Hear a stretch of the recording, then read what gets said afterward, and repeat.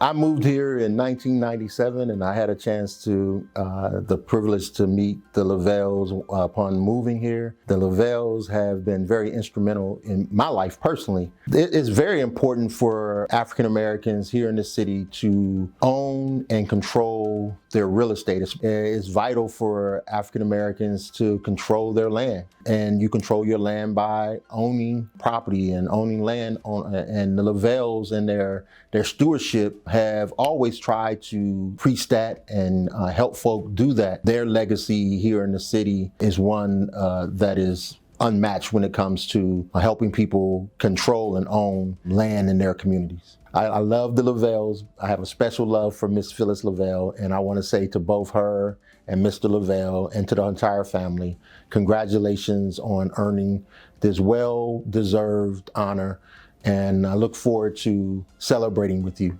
My name is Richard Witherspoon, and I'm the CEO of the Hill District Federal Credit Union. I remember when I was about 35 years old, me and Mr. Lavelle had that very conversation. I didn't know what redlining was. And he explained to me how if an African American went into a bank and a white person went into the bank and they had the exact same credentials, the same exact amount of money, there was a strong possibility that the African American would be denied and the white person would be approved.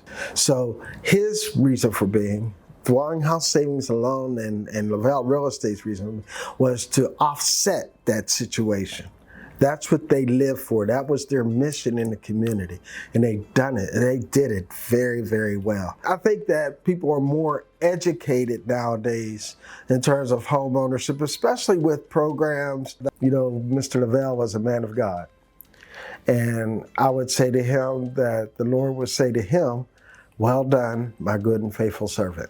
Dad and Mom were dedicated to affordable housing before there was such a word as affordable housing. They were good business people, but they were not trying to get their owners to charge the highest rents. Dad gets mentioned a lot, but I need to mention my mother-in-law. Ada Lavelle worked very, very hard in the real estate business. And she worked in that office as Dad's secretary because nobody in the office was a secretary. At some point, because Dad couldn't get everything done, he allowed Mom to earn a real estate license. She had that real estate license. And then at some point, Mom decided to go to school to get her broker's license because you have to be a broker in Pennsylvania to own and manage a real estate company. Well, Mom no sooner got her broker's license and started realizing that the books and records weren't set up quite the way they were supposed to be. And she started changing things, and Dad's attitude was, just because you got a license, you don't know everything. But guess what? He got audited by the state. They show up about every 3 years to audit your books and records. And guess who passed the audit only because of the books that Mom had set up? And I don't think Mom gets enough credit.